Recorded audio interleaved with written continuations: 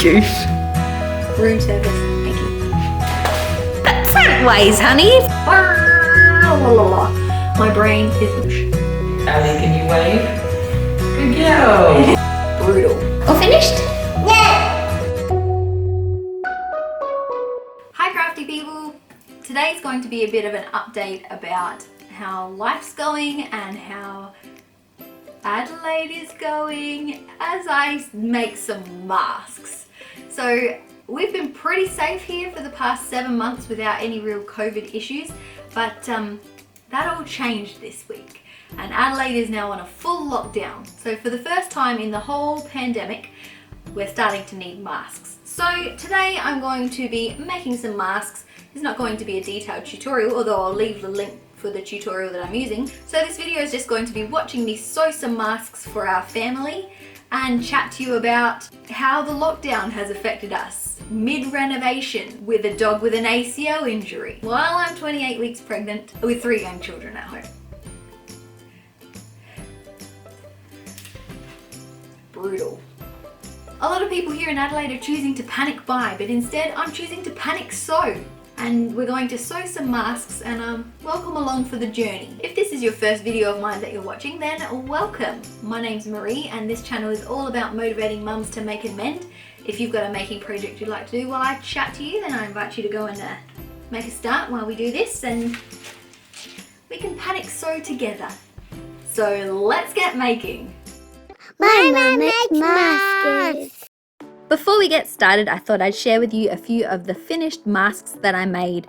I made some for the kids, although they won't actually be going anywhere, so they won't really need one. But I wanted to normalize this experience and kind of get them involved so that they feel like they understand a bit more about what's going on. I didn't make one for Alice though, but she's wearing a dress that I made, which was the template for what I'm going to make her for her Christmas outfit. So if you want to see how I make all the kids' Christmas outfits, make sure to subscribe because that video is coming up soon. I've been asking around on my Instagram and Facebook to find out what the best recommended sewing patterns for a mask were, and this was the one that was recommended the most. It's the See Kate Sew 3D mask tutorial, so I will link that below. 3D mask tutorial. I said that weirdly.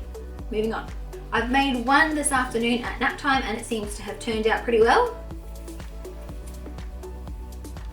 Pretty comfy, seems to be a good fit on the nose and it's nice and snug around the face. So I'll be making that pattern again. So I'm going to start cutting out my fabric for this first mask that I'm making. Any guesses in the comments of who this one's going to be for? So I'm going to start by just cutting out the pattern pieces and I'll talk to you a little bit about what I have learnt in my 1 day's experience of mask making.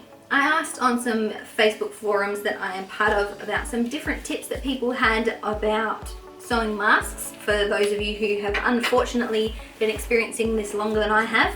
And I will share with you a bit of what I have learned from those groups. But if you are an experienced COVID mask making person, let us know in the comments below what your best mask sewing tips are. So far what I know is that there are going to be 4 different components to the mask. There's the external fabric, which is meant to be 100% cotton, which in this case I've got here. I've got a whole stack of ones here that different family members have picked.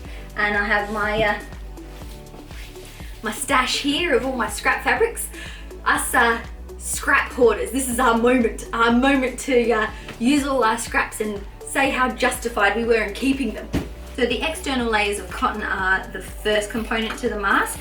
The second is the filter on the inside, and I don't really have anything like particularly professional to be using as a filter because the lockdown was announced. The lockdown was announced here at midday and it's in effect at midnight. So I had no time to go to the shops for supplies. We're just making these masks with whatever I've got at home. So I've got all my scrap fabrics. I've got some medium weight interfacing, sew-in interfacing, which I'm using as the filter. It's not the best option, but it's the option I have available, so we're going with it. You'll also need some elastic, which I just happen to have around. I know that it's a hot commodity now in the craft shop, so this is all I've got. This is as many masks as I'll be able to make, is just whatever that bit will provide. For the wire in the bridge of the nose piece, I don't have anything professional to use for that, like any florist wire or anything, but I do have some pipe cleaners from the kids craft kit, so that's what we're using for that. Things have really escalated here in Adelaide over the past few days. We went from having no community transmission cases of COVID for the past 7 months to now having this massive outbreak, massive comparatively to what we had been. Yeah, it's just come as such a shock because we had been doing so well, and then this has just broken out, and it's been a big adjustment to make and a big shock for all of us. So I've cut out my front and back there right sides together, and I've got my interfacing on this side. It's a bit short because I'm running out of interfacing, so I want to use it wisely so it's not on the edges near in this bit where the folds are going to be for the elastic. I need a drink. Let's text the husband. Hey Google. Okay, what's the message? Can you bring me a glass of water? And I'm going to sew around the top and bottom of that, leaving the sides open to turn it inside out. Now on the pattern here it says to make a pocket to sew the filter in so that it's removable, but I don't think these masks are going to get particularly much use to need to remove it and replace the filter, so I'm just going to sew the filter into it, and it's going to be fine for the purpose we're using it for, although it's not what the pattern says and it's not the real way to do it, so use your own judgment with what you're doing with your pattern. I know there are parts of the world where you have been locked down for a long time. I can see that it would be very isolating to have these restrictions for a long time, and I'm glad that they're only just starting now and that we've had quite a good run with it up until this point.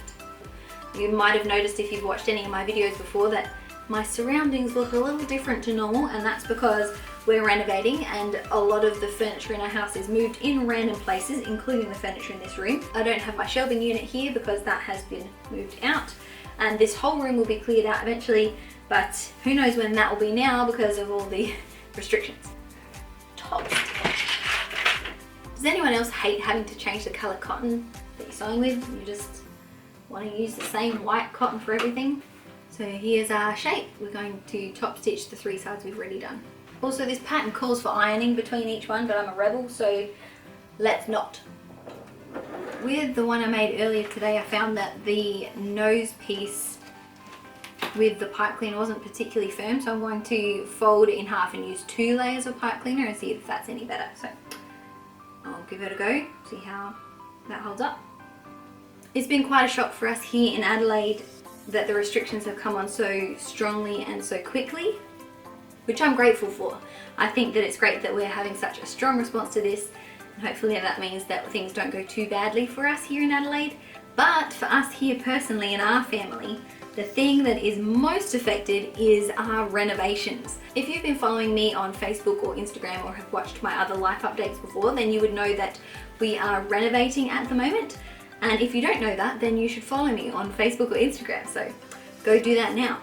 We've been really looking forward to getting our renovations done, and it's been lots of months of working towards it all being organised, and we had the final date of the 10th of December, so we would have all of our renovations done before Christmas, before the new baby. It was all kind of perfectly planned, but unfortunately the current restrictions are saying that all non-essential services are stopped, which means our renovation has been stopped, and justifiably so, that's fine. But the problem is the wall has already been knocked down that needs to be knocked down, which opens out a whole bunch of dangerous tools and construction area to where the kids can now reach, which is not ideal. I've pushed this piece of pipe cleaner up here into the top part, and I'm going to sew a casing around it so it stays in place. Okay, nose wire piece sewn in. What's next? Let's fold the centre lines. Our builder was here today and was working on the renovations when we got the announcement that all construction had to stop. It's a shame because it means that our renovation might be not quite on track. It might not quite be done before Christmas, which means that it might all be delayed until closer to when my baby's due. So the pattern said to fold it like this. I'll sew down those edges and then I'll explain to you a bit more about the crazy renovation situation. So currently our construction side of the house is not particularly child safe. We've obviously blocked the kids from going to anything particularly dangerous, but the fact that there's a construction site there at all is tricky. Not to mention the fact that the rest of our house, the parts that aren't even being under renovation, are then crowded with the furniture that's meant to be in the other rooms that are being renovated. So our entire house is absolutely taken up by a whole bunch of stuff that is displaced and not where it should be, and it's just very hard to live like this. And we were already thinking it would be hard, like, oh wow, this is going to be a difficult month while they renovate for us to live with everything all cluttered. But now to know that we're on an extension of that is pretty disappointing, and it's going to be very difficult to live with the 3 kids in this house the way it is now during this lockdown. Not to mention, we also have our dog Trixie, who's stuck inside at the moment because she's just had ACL surgery. So she can't even be outside and sort of away from all the construction mess. We have to fit her dog bed inside with all the rest of our house's stuff inside in the exact same space, and it is getting tight. I'm definitely grateful that we do have a nice home that we are comfortable in and safe in, and that we are able to do the renovations that we're doing, but it is pretty disruptive at the moment that we're not able to do them straight away. So our house is in just chaos as we wait for the lockdown to finish so that we can actually do the rest of the renovations. It's probably why I'm panic sewing, because it's something I can control, you know? Panic sewing is, I think, a very positive outlet for that panic. So I've made some casings for the elastic, and to avoid having to thread them in, I've just left them here and I won't sew over them. I'm going to sew down the edge of them to make the casings where the elastic will stay, and then we've only got one step left.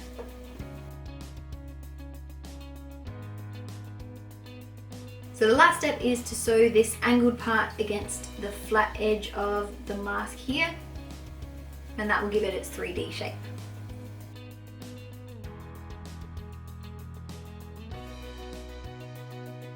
Let's take these pins out so we don't stab his nose, and tie up the elastic. So other than our crazy renovation plans that are currently stopped, the other updates are I'm 28 weeks pregnant. Things are going well there. Pretty easy pregnancy at this point. I am getting more out of breath and feeling more slow, but I guess I don't really need to be going very fast now anyway, so that's fine. In the video that was meant to go up today, I was sharing about how our dog Trixie had an ACL surgery recently. She has a vet appointment on Friday, which will probably be the only time this week that we will need to go out. Here is the finished mask for Elijah. While I'm finishing chatting to you, I'll make another mask as I'm doing that. But I'll try this on Elijah tomorrow, and I'll insert some footage of how it looks and whether it fits him. But hopefully it does. So let's try and make one for Izzy next. So the video that was meant to go out today, I'll post that next week instead. It is going to be a vlog style where I show you how much sewing I can get done in a week. So I think that really brings you up to date on everything that's kind of going on at the moment. It was meant to be a week of a whole bunch of really exciting busyness, and now it's turned into a whole bunch of not very busy craziness. For those of you who are living in a place where you have had a lockdown for a really long time, or it may not be a long time and it's just really affecting your mental health, I really wanted to mention that it's okay to struggle and it's okay to need help. So if you're finding this time to be really difficult for you, then I encourage you to reach out to someone in your community or a professional that might be in your community that might be able to help you if you are struggling. I know this is a different sort of video for me. If you've enjoyed watching me do this kind of casual chit chat with me while I sew, then let me know in a comment and maybe I can do more of these kind of videos later. If you have enjoyed watching this video, then I'd encourage you to subscribe so you can watch some of my future videos. And at the end of this video, there will be 2 videos suggested to you that you might also be interested in, so I encourage you to pick one of those to watch next as well. So thanks for joining me as I learn how to sew a mask. I don't know if I'm doing it well or correctly, but it was fun, and if you've got any sewing tips about how to sew a mask that you have found successful, please let me know in a comment below and we can all help each other out as we go through this mask making crazy time together. So until next time, go get creative and I'll see you later.